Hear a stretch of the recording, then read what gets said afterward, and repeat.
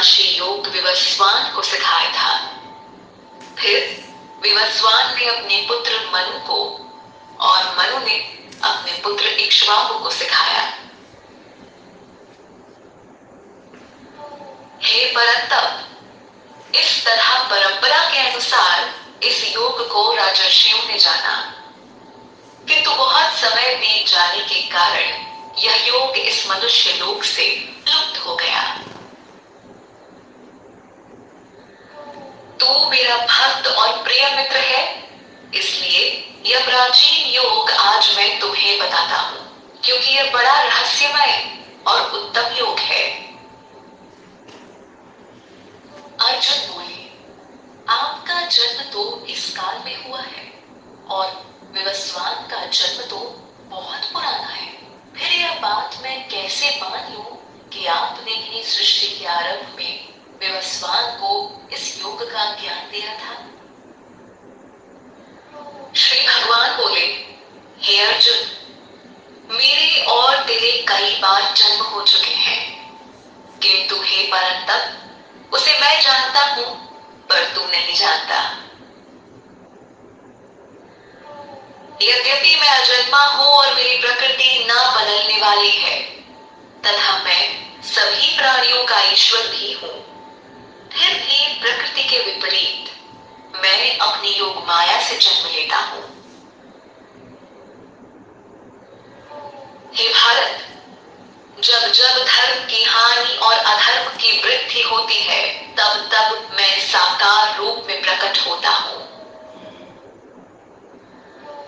साधुओं की रक्षा करने के लिए और पाप कर्म करने वालों का विनाश करने के लिए तथा धर्म की स्थापना के लिए मैं प्रत्येक युग में प्रकट होता रहा हूं। हे अर्जुन, जो पुरुष मेरे दिव्य जन्म और कर्म के सत्य को जान लेता है, वह शरीर को त्याग कर फिर जन्म न लेकर मुझे ही प्राप्त होता है, अर्थात जन्म मरण के बंधन से मुक्त हो जाता है। राग, भय और क्रोध से मुक्त, मेरे आश्रय में आकर मुझ में विलीन होकर तथा ज्ञान रूप तप से पवित्र होकर बहुत से भक्त मेरे स्वरूप को प्राप्त हो चुके हैं। हे पार्थ, जो मुझे जैसे भजते हैं, मैं उन पर वैसे ही कृपा करता हूं। अतः सभी मनुष्य सब प्रकार से मेरे ही मार्ग का अनुकरण करते हैं। सामान्य पुरुष इस लोक में कर्मों के फल को चाहते हुए देवताओं को पूजते हैं, क्योंकि इस लोक में कर्मों के फल शीघ्रता से प्राप्त हो जाते हैं। गुण और कर्मों के आधार पर चारों वर्ण मेरे द्वारा रचे गए हैं। यद्यपि मैं उसका कर्ता हूं, फिर भी तुम मुझे अकर्ता और अविनाशी ही जानो। कर्मों के फल में मेरी कामना नहीं है, इसलिए कर्म मुझे प्रभावित नहीं करते, और जो मुझे तत्व से जान लेता है, वह कर्मों से नहीं बंधता।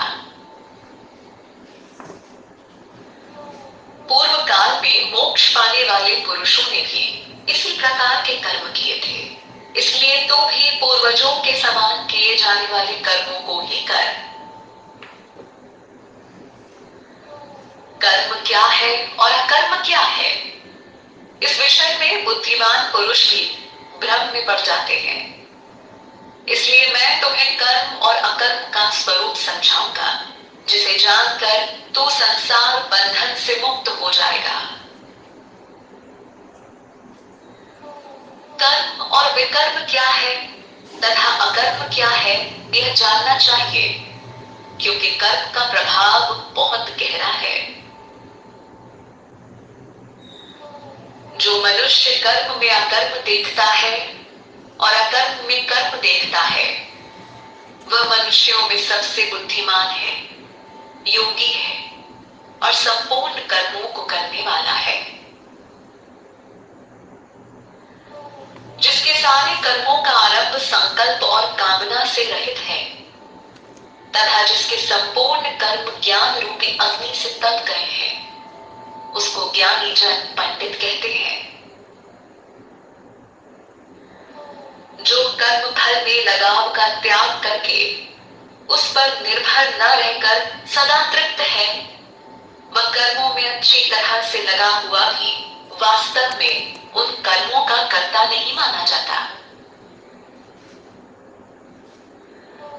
जिसने मन और बुद्धि को वश में कर लिया है तथा सब प्रकार के भोगों का त्याग कर दिया है, ऐसा पुरुष शारीरिक कर्म करते हुए भी पाप को प्राप्त नहीं होता।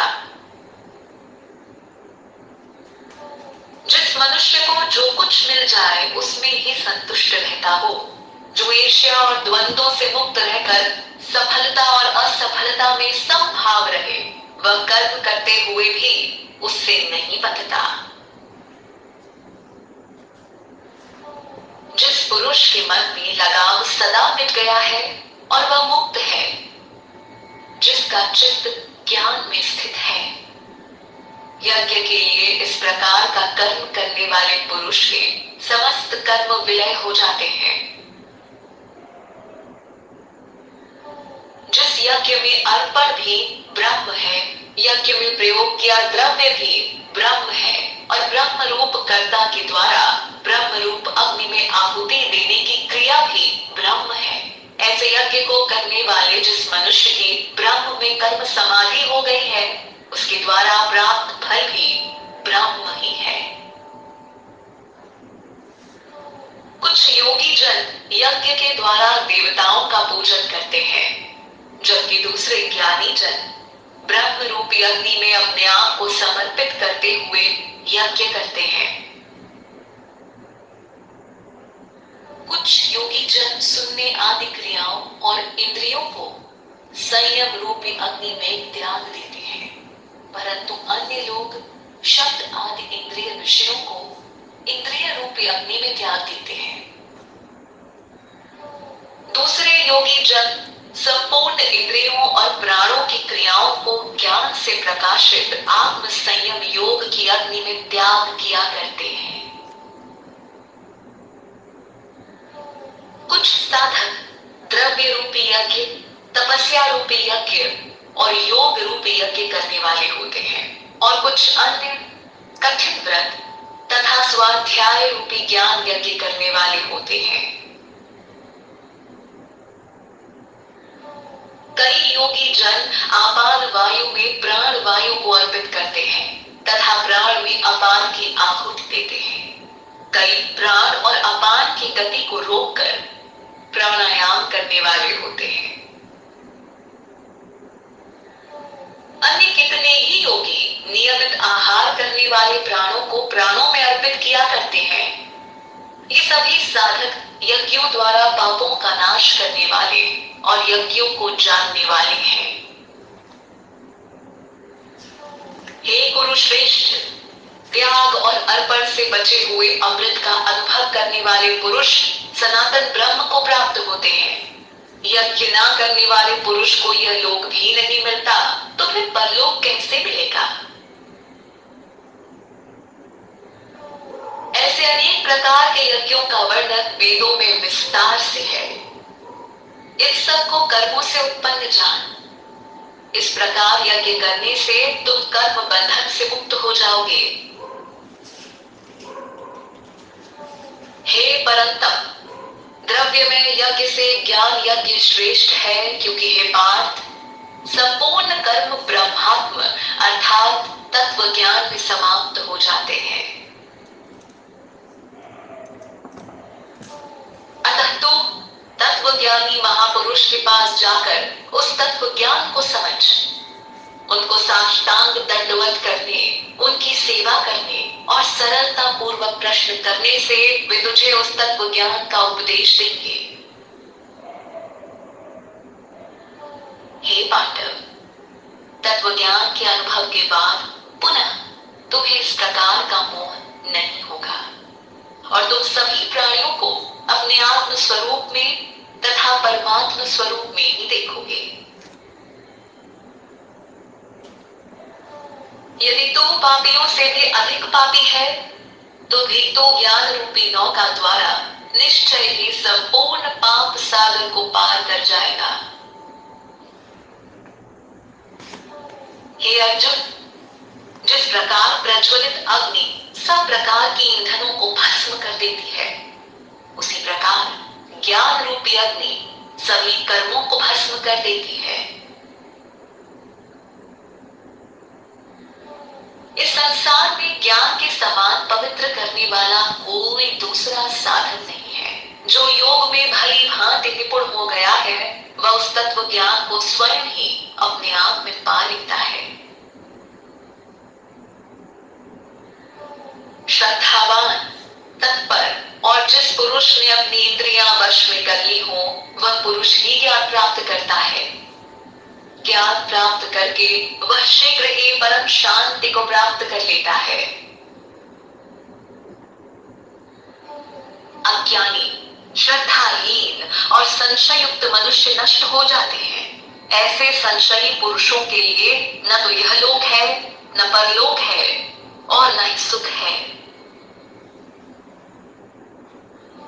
हे धनंजय, जिसने योग द्वारा कर्मों को त्याग दिया हो, ज्ञान द्वारा जिसके संशय नष्ट हो गए हो, ऐसे आत्मवान पुरुष को कर्म से नहीं बांधते हैं।